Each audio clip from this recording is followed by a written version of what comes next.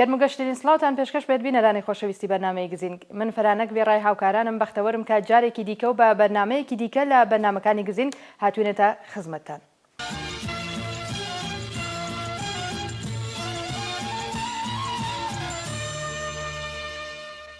بزوتنەوەی خوێندکاری کورد لە هەناوی خۆیدا باوەڕمەند بە مافی نەتەوەی کوردە بە تایبەت کاتێک خوێندکارانی کورد هەلومەرجی ئابووری و پیشەیی و خۆشگوزەرانەی شارە فارسنشینەکانی ئێران دەبینن هەست بە هەڵاواردنێکی نەتەوەیی دەکەن.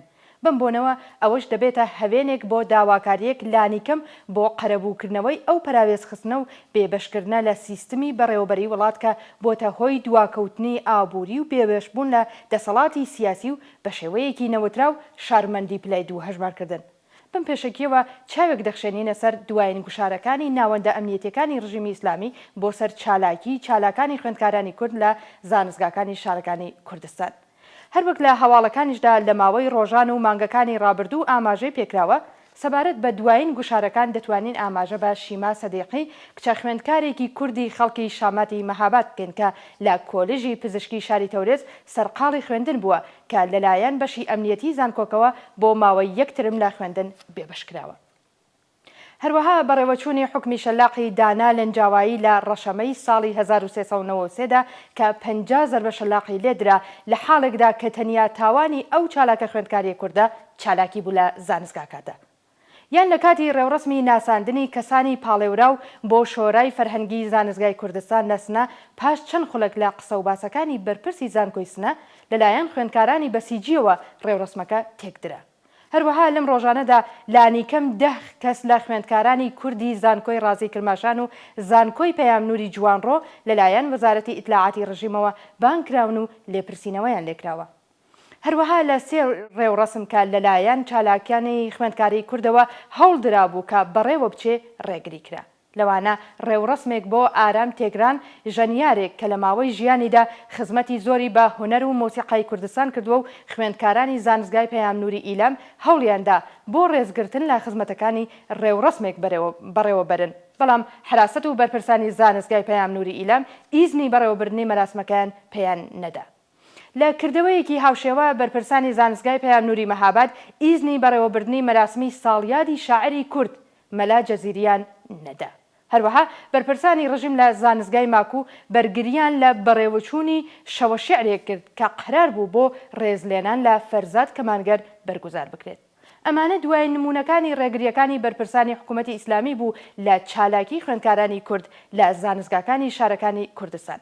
هەر بەم بۆنەوە بۆ تاوتوێکردنی دوایین گوشارەکانی حکوومەت بۆ سەر چالاکی خوێندکارانی کورد لە زانستگاکانی کوردستان میوانداریمان کردووە لە بەڕێز ئەیوب محبی چالاکی خوێندکاری کورد لەم دواییانەدا باهۆی گوشارەکانی حکوومەت ناچار بووە کە وڵات و زەیدی خۆی بەجێ بهێڵێت. بەڵام سەرەتا چەند هەواڵێک لە زانستگاکانی ئێران و کوردستان دەبینین و دەگەڕێنەوە لاتان.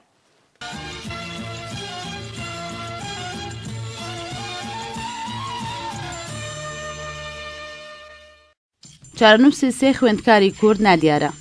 3 خوێندکاری کوردی مەحکوم بە ئێدام لە زیندانی ورمێ چارەنووسیان نادیارە. بەپێی هەواڵی مافنیوز سابیل شێخ عەبدوڵڵاه حسێن عوسمانی و دیاکۆ ڕەسوولزادە 3 زیندانی سیاسی کوردی خەڵکی شاری مەهاباد لەلایەن لقیەکی دادگای ئینقلابی مەهابادەوە بە بەرپرسیارەتی دادوەر ئەحمەد جەوادیکیە بە تۆمەتی محارەبە و ئەندام بوون لا یەکێک لە حیزبە کوردەکانی نەیاری کۆماری ئیسلامی بە ئیعدام مەحکوم کراون. شایانی باسا بنەماڵی ئەو 3 زیندانی سیاسی کووردا لە چەند ڕۆژی ڕابردوودا چەندین جار بە مەبەستی چاوپێکەوتن و ئاگاداربوون لە بارودۆخی ئەم زیندانیانە سەردانی زیندانی ورمەیان کردووە. بەڵام لەلایەن هێزەکانی کۆماری ئیسلامیەوە مافی چاوپێکەوتنیان پێ نەدراوە و ئێستاکەش چارەنووسی ئەو زیندانیە سیاسیانە نادیارە.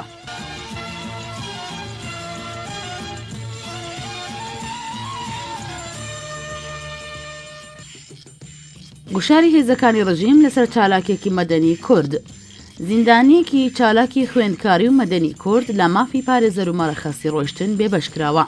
بەپێی هەواڵەکان خزر ڕەسوول بڕوات چالاکێکی خوێندکاری پێشوو لە سەرەتاکانی مانگی ڕەشەمەی ساڵی 1391 هەتاوی لە شاری مەهاباد بەهۆی بەشداریکردنێکی لا کۆبوونەوەی پشتیوانی لە منداڵانی شیناوێ لە بەردەم ئیدارەی پەروەردەی شاری مەهاباد دەست بەسەر و بە تۆمەتی محارەبە و لایەنگری لە حیزبێکی کوردی نەیاری کۆماری ئیسلامی با 5 ساڵ زیندان محکوم دەکرێت. شایانی باسا و چالاکە مەدەنی کووردە تاکو ئێستا لە مافی پارێزەر و مەرەخەسی بێبەش بووە و هەروەها لە 17 ڕەشەمەی ساڵی 1392 هەتاوی بە بێهۆکارێکی دیاری کراو بۆ زیندانی ورمێ دوور دەخرێتەوە و دیسان لە خاکەلەوەی ساڵی 1393 هەتاوی بۆ زیندانی مهاباد دەگوازرێتەوە. ئەم چالاکە مەدەنی کووردە لا نێوان زیندانیانی مەترسیدار و با تۆمەتەکانی قاتڵ و مادە هۆشبەرەکان ڕاگیراوە و لا مافی درێژەدان بە خوێندنیش بێبەش کراوە.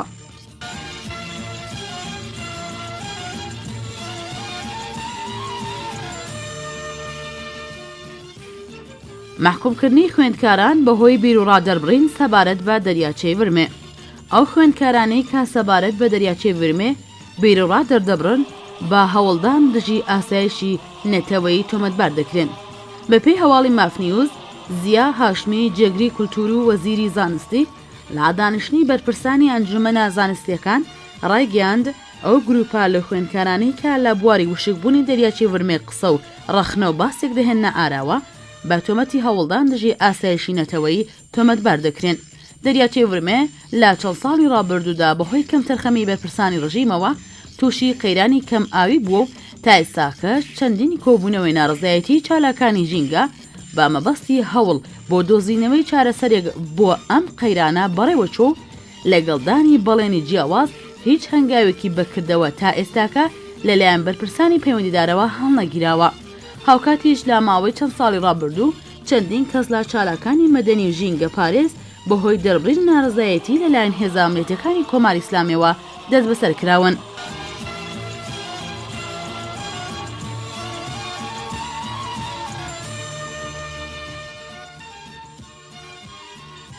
لە زانکۆی تەباتەبایی تاران سمینارێکی حقوقی لەسەر قوتابیانی شیناوێ بەڕێوەچوو. زانستگای ماف و زانستی سیاسی سەر بە زانکۆی تەباتەبایی تاران میواندارێتی ژمارەیەک مافناس و پارێزەری کردووە و ڕووداوی قوتابخانەی شیناوێ لەلایەن یاساییەوە تێدا هاتوۆتە بەرباس. لەو سمینارەدا ئەندامانی لیژنەی زانستی زانکۆی ئازادی ئیسلامی تاران، ئەندامی لیژنەی زانستی زانکۆی عەلامە تەباتەبایی، هەروەها پارێزەری قوتابیان و ژمارەیەک لە خودی قوربانیانی ڕووداوی قوتابخانەی شیناوێ بەشدار بوون. حسێن ئەحمەدی نیاز پارێزەری قوتابیانی شیناوێ لەو سمینارەدا باسی لەوە کردووە پێویستە سەرۆکۆمار بە پشتبەستن بە مادەی 127 یاسای بنەڕەتی ئێران بەدەداچوون بۆ کارەساتی قوتابخانەی شیناوێ کە تێدا زیاتر لە 30 قوتابی کەچبوونە قوربانی بکات. لەوبارەیەوە هەواڵنێری ئیسنابڵاوی کردوێتەوە. ئەحمەدی نیاز وتویەتی هەر بەپێی ئەو مادەی یاسای بنەڕەتی دەبێ و کەسانەی کەمتر خەم بوون سزای یاسای خوانی وەربگرن. ئەو پارێزەرە ئاشکراشی کردووە سەرجەمە قوتابیانەی کە دوو کەسیشیان گیانیان لەدەستدا بە شێوەیەک تووشی سووتان هاتوون کە زۆر ئەستەمە بتوانن ژیان پێک بێن و پێویستە دەوڵەت و ناوەندە پەیوەندیدارەکان لەو بوارەوە کەمتر خەم نەبن و دیەی تەواوی قوتابیان بدەن. حسێن ئەحمەدی نیاز باسی لەوەش کردووە لە حاڵی ئێستادا زیاتر لە 25% قوتابخانەکانی ئێران ناستاندەرن و پێویستە بڕوخێندرێن و ئەو ڕووداوەی کە لە شیناوێ هاتاراوە هەر لە ئەنجامی ناستاندەردبوونی قوتابخانەکەدا بووە. هەر لەو سمینارە دوو مافناسی دیکە بە ناوەکانی ئیسا ئەمینی ئەندامی لیژنەی زانستی زانکۆی ئازادی ئیسلامی تاران و سید قاسم زەمانی ئەندامی لیژنەی زانستی زانکۆی عەلامە تەباتەبایی قسەیان کردووە. ئەو دوو مافناسە باوەڕیان وابوو کە پێویستە ئەو قوتابیانە بە لە بەرچاوگرتنی یاسای هەموارکراوی ساڵی 1392 هەتاوی سزای ئیسلامی قەرەبوو بکرێنەوە و ئەو یاسایە ئەرکی قەرەبووکردنەوە و بە دۆداچوونی کێشەی قوتابیانی شیناوێ دەخاتە ئەستۆی دەوڵەتەوە. ڕۆژی 15 سەرماوەزی ساڵی 91 37 کچە قوتابی پۆلی چواری سەرەتایی قوتابخانەی کچانەی گوندی شیناوێ سەر بە پیراشار بەهۆی تەقینەوەی کوورەی نەوتی پۆلەکەیان تووشی ڕووداوی ئاگر بوو کە دوو کەسیان بۆ هۆیەوە گیانیان لەدەستدا.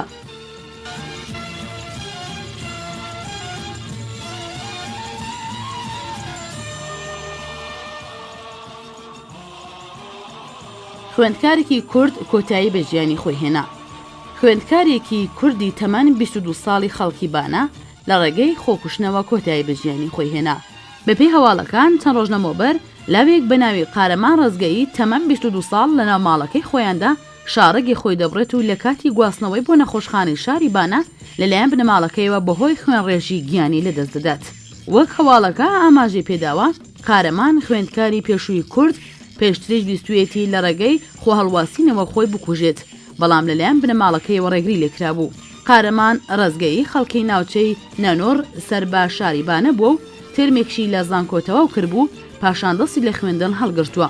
بە پێی دوایین لێکۆڵینەوەکان لە ئێران لە هەر 20 کەس کاتوشی خەمۆکی دەبن 12 کەسیان دەستدەدەنە خۆکوژی و لە هەستی حاڵەتی خۆکوشتنیش لە نێو خوێندکاراندا 8 حاڵەت کوڕان و 22 حاڵەتی دیکەش کچان پێکی دێنن. بەپێ ئاماری تۆمارکراو لە ناوەندی ئاماری ئێران لە ماوەی مانگی خاکەلەوەی ئەم ساڵدا 6 چاوەڕەمەندی کورد لە کوردستانی ئێران کۆتاییان بە ژیانی خۆیان هێناوە. لە ئێران ڕێژەی خۆکوژیەکان ڕۆژ لەگەڵ ڕۆژ لە زیادبووندایە و دەوترێت ڕۆژانە بە شێوەی نێوەندی 13 کەس لە ڕێگەی خۆکوژیەوە کۆتایی بە ژیانی خۆیان دێنن.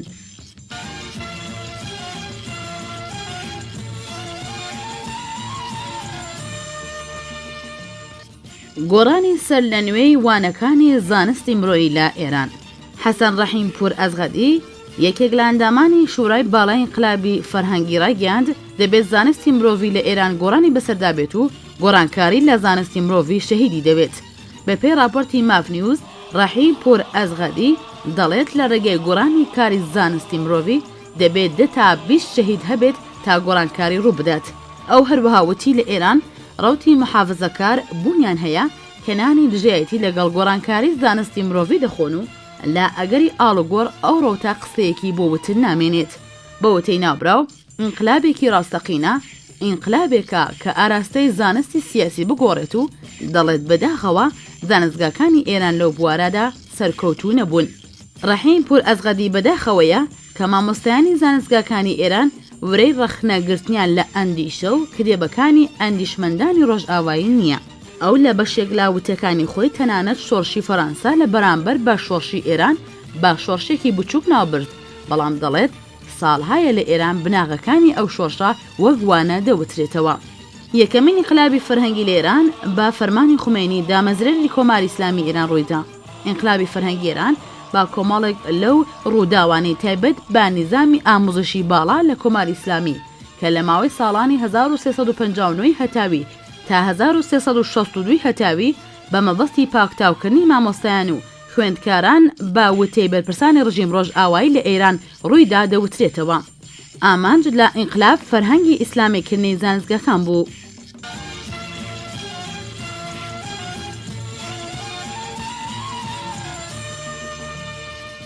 بەڕێوەچوونی سمیناری هەورامان مرۆڤ سروشت ژیان لە شاری سنا. سمیناری هەورامان مرۆڤ سروشت ژیان بە مەبەستی دووبارە ناسینەوەی بواری فەرهەنگی هەورامان سەرەتای مانگی گوڵانی ساڵی 1394 هەتاوی لە سینەما بەهمەنی شاری سنا بەڕێوە دەچێت.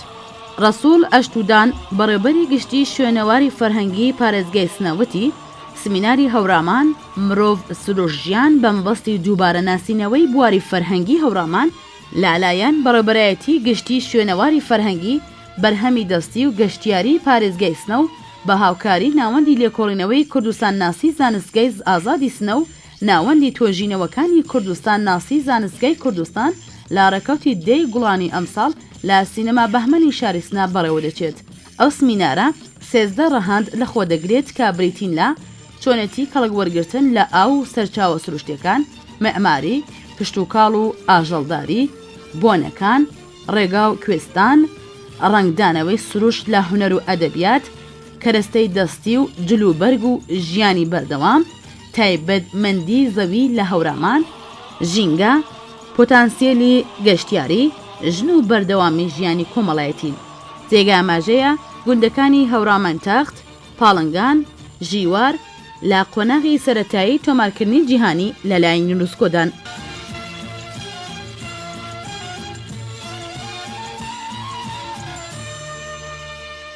یەکەم پرسیارمان ئەمەیە کە هەروە کە ئاگادارن لە ماوەی مانگەکانی ڕابردوو گوشارەکان بۆ سەر خوێندکارانی کورد زیادی کردووە. ڕاو بۆچوونی ئێوە سەبارەت بەم گوشارانەی دوایی بۆ سەر خوێندکارانی کورد لەلایەن بەرپرسانی ڕژیم لە زانستگاکانی کوردستان و ناوەندە ئەمنیەتیەکانەوە چۆن هەڵدەسەنگێنن؟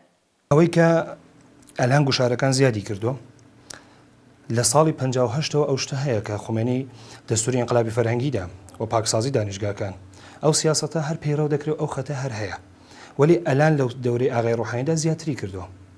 ئەگەمە چاو لێ دەکەین لە دەورەکانی پێشدەمە 18 تیری 1970مان بوو کە لە خابگاکانی دانیشگاتاران تەواوی دانیشەکانە لە خابگاکانەوە حەوا دەخوارێ. لە عینی حاڵدا لە هیچ شوەیەکی دنیای مە نەماندیوە نەهادێکی ئەمنیەتی بچێتە نێو محیتی دانیشگاوە، چون محیتی دانیشگا محیتێکی زۆر مقدسە.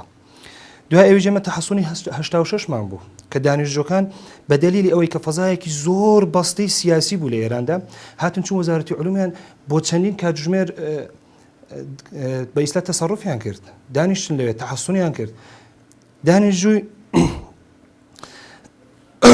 دانیشتجووی کە ساڵی کەوکارەیان کرد دانیشتەکانی زانگۆکانی تاران جامعەیەکیان دەوێت جامعەیەکی باس کە بتوانن بیر و باوەڕی خۆیان دەربڕن، نەشریەکی دروست و حیسابیان بێ، بتوانن ئەندیشە هەیە کە هەیە ئەنجو هەیە کە هەیە ئەنجومەن هەیە کە دایدەمەزرێنن پێڕەوی خەتی خودی نظام نەبێ، پێڕەوی خەتی فکری خۆیان بێ ئەوەی کە بتوانن بە ئیستلاحی خۆمان بڵێن هیچ فشارێک و زەختێکیان لەسەر بێ. وەلی متەئەسفانە تۆ دەتەوێت دەتەوێت ئەنجوەیەکیش دامەزرێنی حکوومەتی مرکزی دەڵێ ئاغا ئەگە دانیجووی بەسیجل لەگەڵ نەبێ من ئەو کارانە ناکەم، ئەو کارانە ئەسڵم ینی حەقی ئیجازێت نییە تۆ نەشریەیەک دامەزرێنی کە بەسیزێکی دانیجووی لەگەڵ نەبێ، حەقیەوە ئەنجوەیەک دامەزرێنی کە بەسیز دانیجووی لەگەڵ نەبێ. ئەین دەبێت تۆ هەمزەمان لەخەڵ خەتی فکری حکوومەتی مرکزی بڕۆیە پێشیە.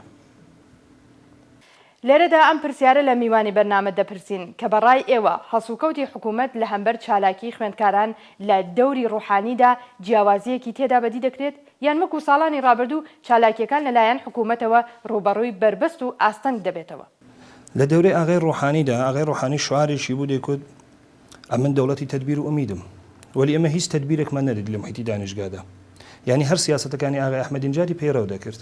لە دەورەی ئاغای ئەحمەدینژاد داهاتن ئێمە دانیجی کچ و کوڕلێک جودا دەکەینەوە، هۆیەکەشی بۆ خەڵک شاید بڕێک نادیار بێ، وەلی بۆ ئێمە کە قشی دانیجوو بین و لە محیتی دانیشگاداین دەمانزانی دایان هەوێ بە دەلیلی ئەوەی کە کچان بەس دایان هەوێ کچ کە بەرەو ئاستێکی زۆر چاچی علمی دەڕۆن کەمیان کەنەوە، یانی دەستکەوتەکانی ژنان بێنە خواردتر.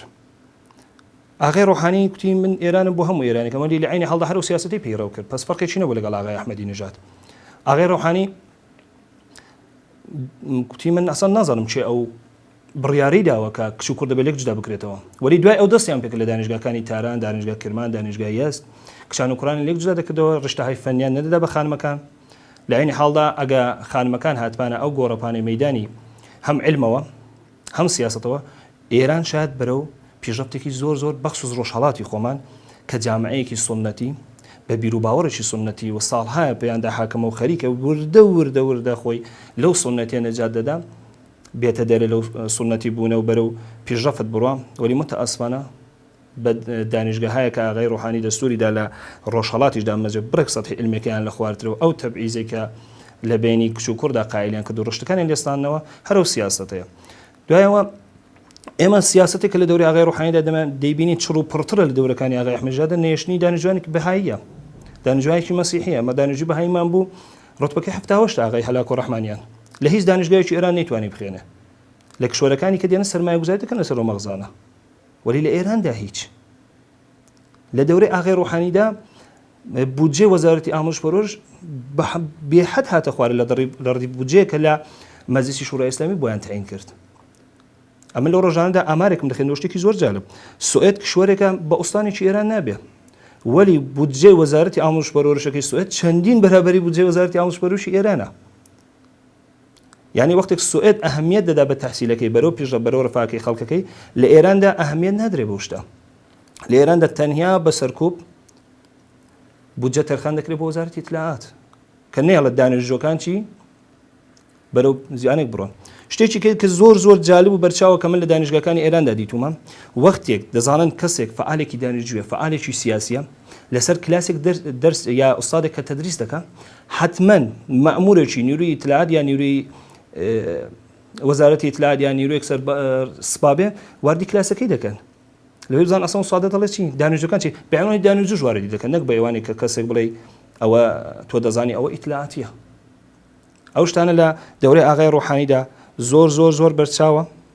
ئێمە دانیشگا کوردستانمان بوو کە هاتن نیرۆهای ئیتلاعات یا لیباس شخصیەکان دانیژەکانیان بێحەد شکنجە کرد بێحەدیان کوتان لە محیتی دانیشگادا کە محیتی فەرهەنگە یعنی دروست وەک ساڵی 1970 لات بوو محیتی دانیشگا کوردستان ئێمە ماکۆمان بوو کە بۆ ئەوڵین کەرت هاتن شەوە شێعرێک دانن بۆ سێ معلمی ئێران بۆ ئاغای دکتۆر حسابی بۆ ئەبوو عەلی سینا بۆ شەهید فەرزادی کەمانگەر فقط لەبەرەوەی کە بۆنی سیاسی لێ دێ و لە ئێرانیشدا کە دەڵێن ئەسڵی مە زیندانی سیاسیمان نیە هۆلی زیندانەکان پڕە لە زیندانی سیاسی نیانش ئەو شەوە شێرە بەڕێوە بچێ چەندین چالاکی خوێندکارمانەی دانیشگا کرماشان دانیشگا پەیامی نور دانیشگا ئازادەکەی پێما زیاتر لە دەدانیژوویە بانگت دەکەم بۆ ئیتلاعات دەتخەنە سەختترین فشارهای ڕوحی ڕۆحانیەوە کە تواسە ناتوانانی دیکار بکەی خەتی فکرەکەت تەغییر دەی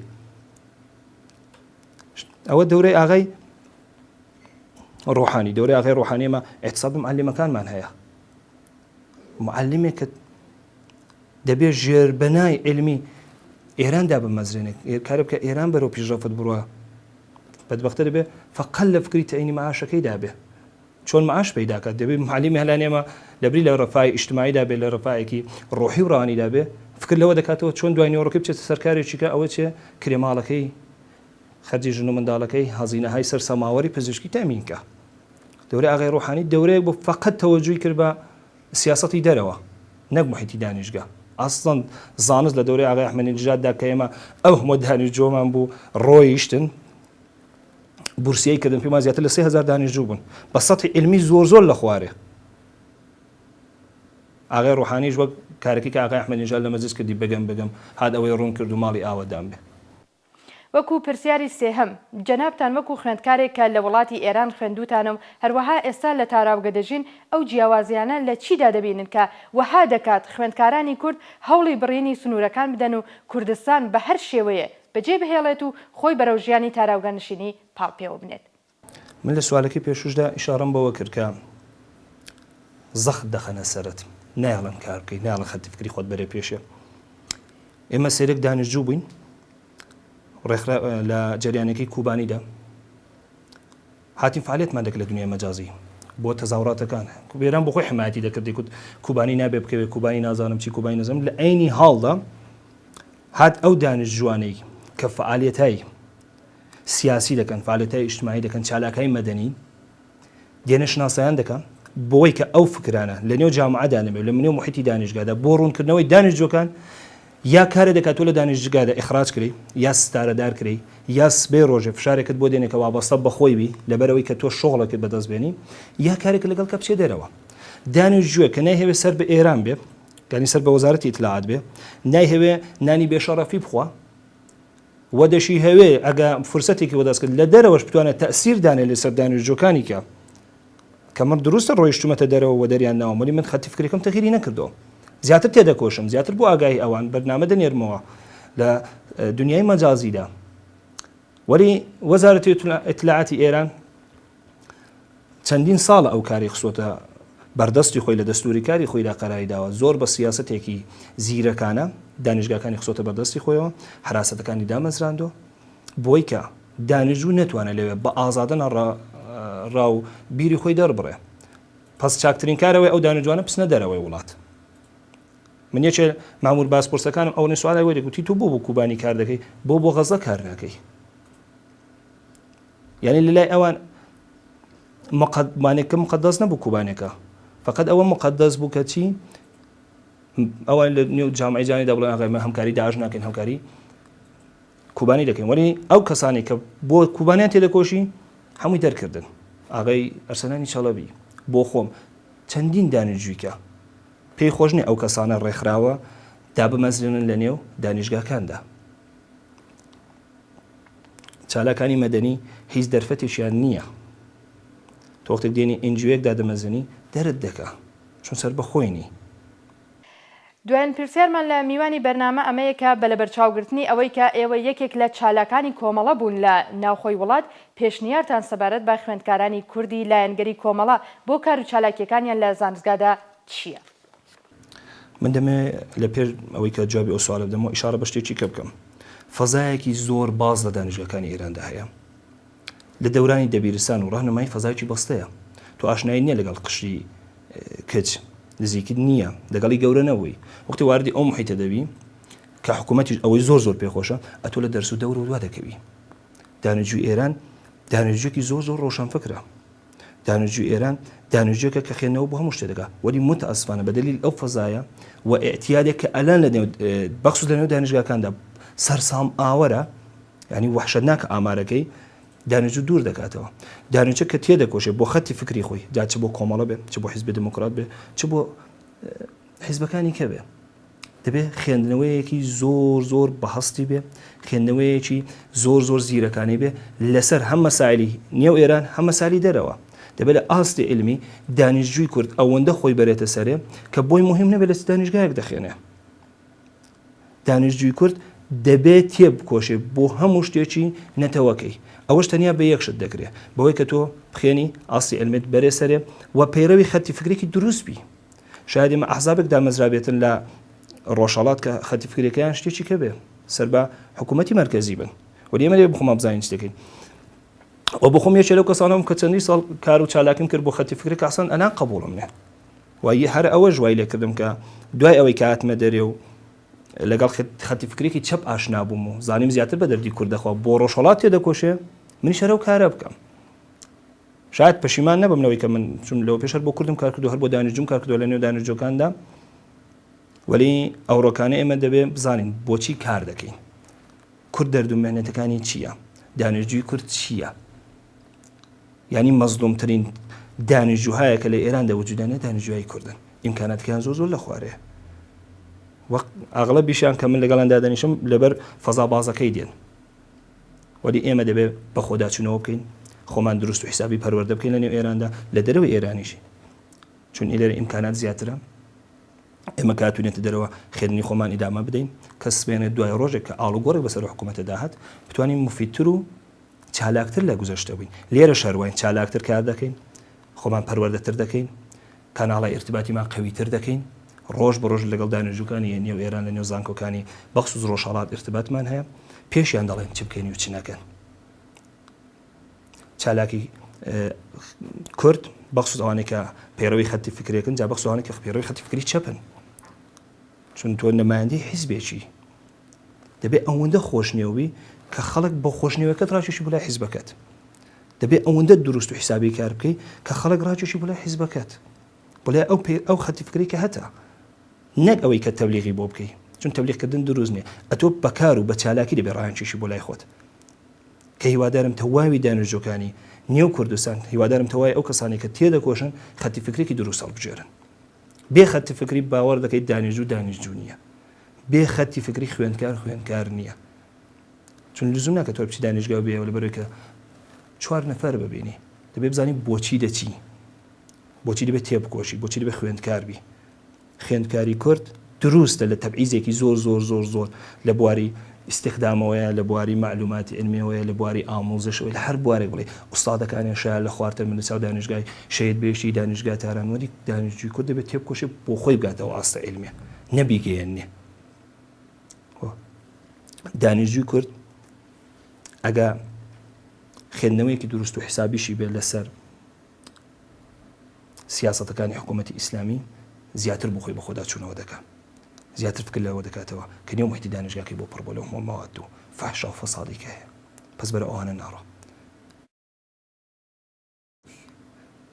زۆر مەمنونم بۆ دەرفەتەی کە هەبوو، هیوادارم توانی بێتم زەڕەیەک لە مشکلاتی دانیژۆکانی یا زانکۆکانی نێو ئێران بەخسوس ڕۆژهەڵات دەرمان بڕێ بێ و دانیژۆکانیش دوای ئەو بەرنامەی بە خۆداچوونەوە بکەن بۆی کە زیاتر بۆ کورد تێبکۆشن و زیاتر بۆ خەتی فکری هەیەنە و زیاتر بۆ خەڵکەکەیان باس بەرزکردنەوەی ئاستی علمیەکەیان. بەڵێ بینەرانی ئازیز بەم شێوەیە گەیشتینە کۆتایی بەرنامەیەکی دیکە لە بەرنامەکانی گزینگی خوێندکارانی کورد. ئێوە ئازیزان دەتوانن لە ڕێگەی ئادرسی فەیسبووکی کۆمەڵی خوێندکارانی ڕۆژهەڵات و جیمێلی ئێمەوە هەواڵ و ڕەخنە و پرسیار و پێشنیارەکانتان بگەینە دەسمان. لێرەشدا و بەم جۆرە دەگەینە کۆتایی بەرنامەکە. شەو و ڕۆژێکی شاتان بۆ باوا دەخوازین و ماڵاوە.